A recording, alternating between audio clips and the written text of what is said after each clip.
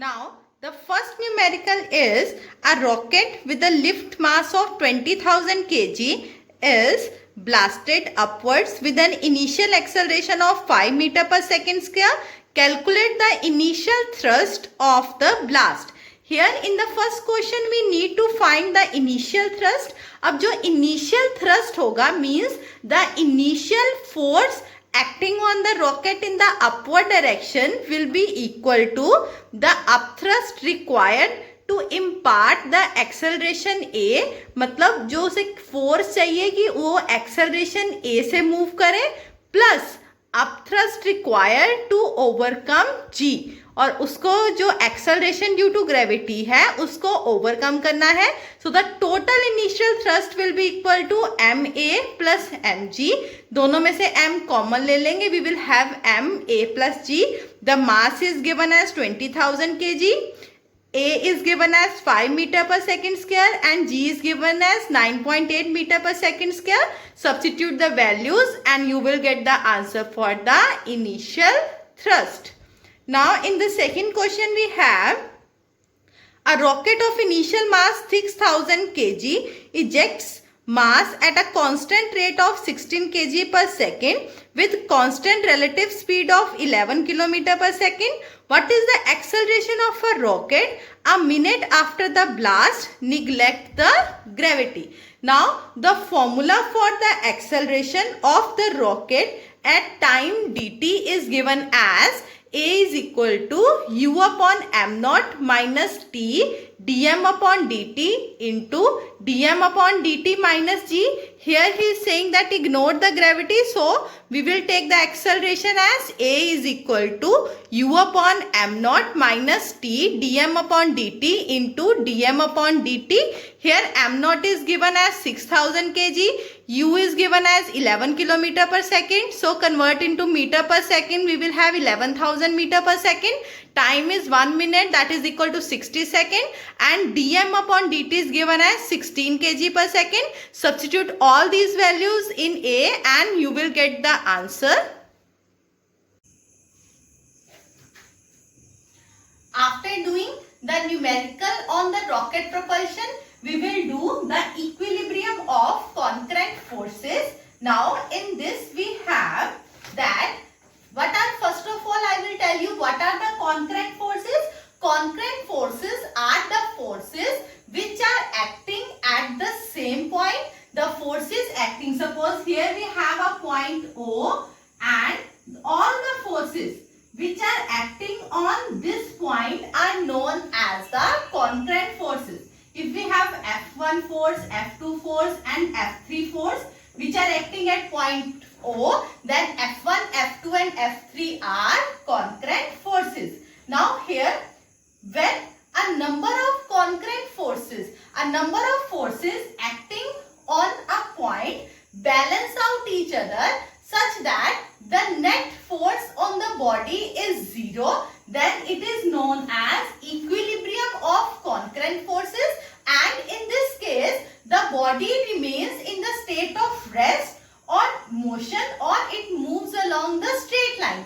मतलब उस पे external force भी लग रहा है body पे, but due to the equilibrium of the concurrent forces, the net effect of all the forces cancel out and the body remains in the state of rest, uniform motion or remain moving in the same direction. Now to explain the concurrent forces, we are considering here three forces. That is,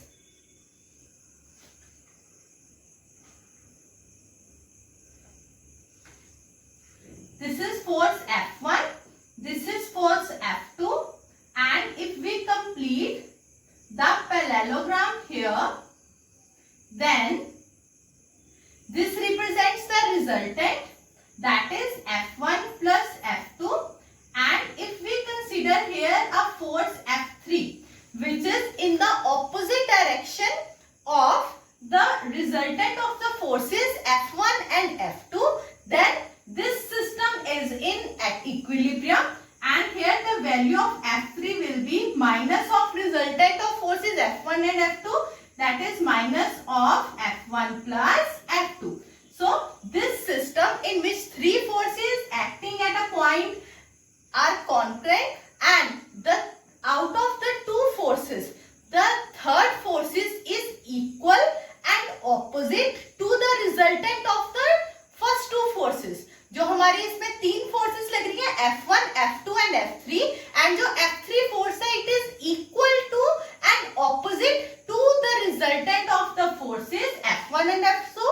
So this system is in equilibrium. Now for the forces which are in equilibrium and which are concurrent, that is which act at a same point, we have a theorem for it that is known as Lami's theorem. That is known as Lami's theorem. This theorem acts on the three forces which are concurrent and which are in equilibrium, and according to this, if three forces acts on the particle keeping it in equilibrium, then the force is proportional to the sine of the angle between the other two forces. That is, if we here have three forces, that is F1, F2 and F3, and the angle between them is alpha, beta and gamma, and if we represent it in the form of a triangle here, if we are representing the forces in the form of a triangle and the forces are represented by the sides of the triangle taken in same order, here this is the force F1, this is the angle beta, तो ये angle हो जाएगा pi minus beta, this is the angle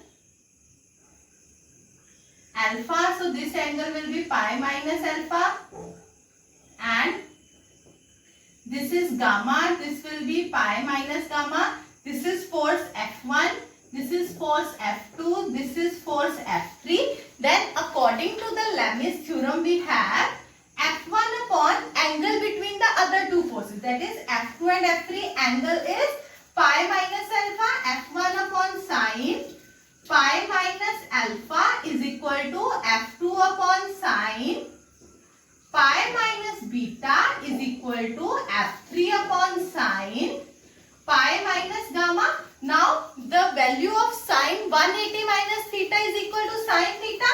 So we have F1 upon sine alpha is equal to F2 upon sine beta is equal to F3 upon sine gamma.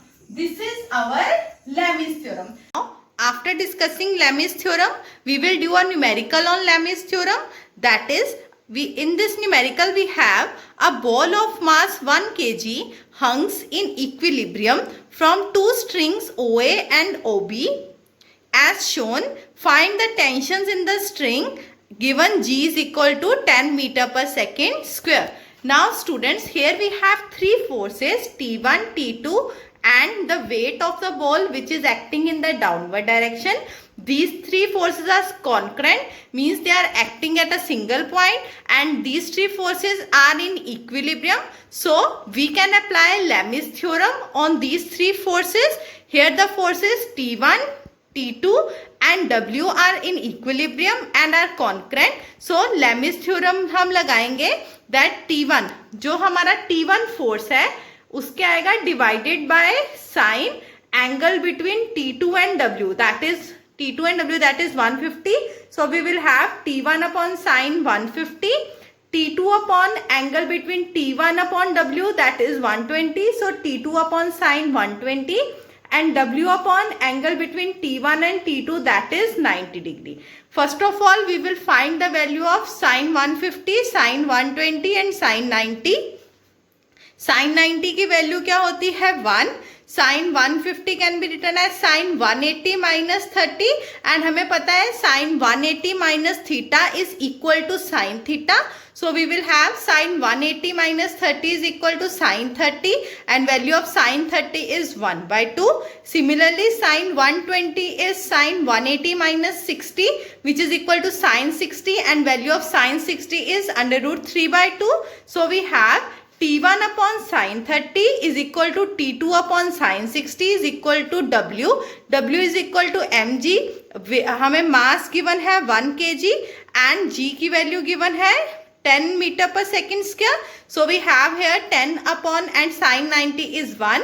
So T1 की value आ जाएगी 10 sin 30 that is 5 Newton and T2 is equal to 10 sin 60 that is 5 under root 3 Newton. Okay students, now that's all for today.